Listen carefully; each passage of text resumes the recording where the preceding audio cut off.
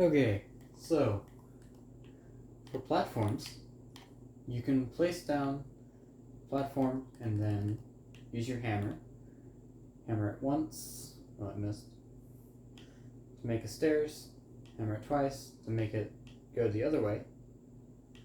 Another time to make it a lower platform, as here's the difference. It's just a little lower. And then once more, we'll turn it back to normal. And when you line up the platforms with the freestyle kind of cursor and you go upwards, you can also make stairs so you don't have to hammer them. And this is also quite useful for actually making platforms. You just do this instead of placing it with this, and so just a little bit faster.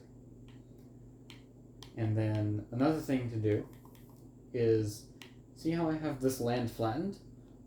This is another good thing to do, because for certain events or mobs, this is very good to have a nice flat runway, so that way projectiles don't bounce or hit walls when you don't want them to, or so that way you have better maneuverability without anything being in the way.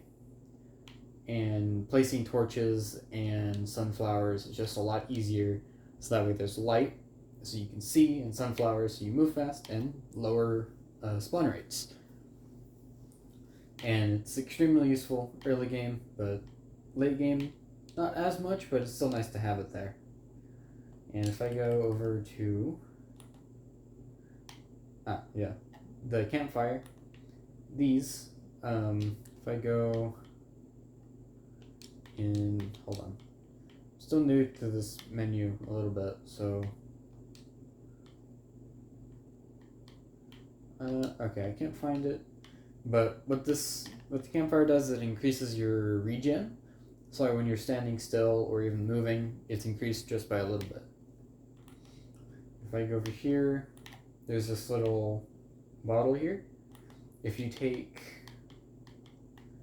I don't have one in my inventory right now. I did earlier, but if you take a fallen star and a glass bottle, which can be made from sand, you can combine them and make a star in a bottle, which increases mana regeneration, which is good for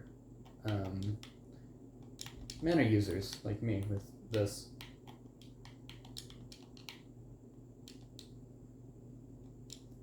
I just kind of have these laid out kind of everywhere. And right now, this was a world before 1.4, so all my houses is like this, but this is actually a pretty bad setup for 1.4. Because NPCs have happiness, but since you guys are on 1.3, it doesn't really matter for now unless you update the game. And when you're building houses like this, I find it a little bit easier if you go around 60 or 50 walls whenever it's around this size, but it really just depends on how wide you make the actual house. But those are just a few basics with platforms and terrain setup. You don't have to do it, but it is useful.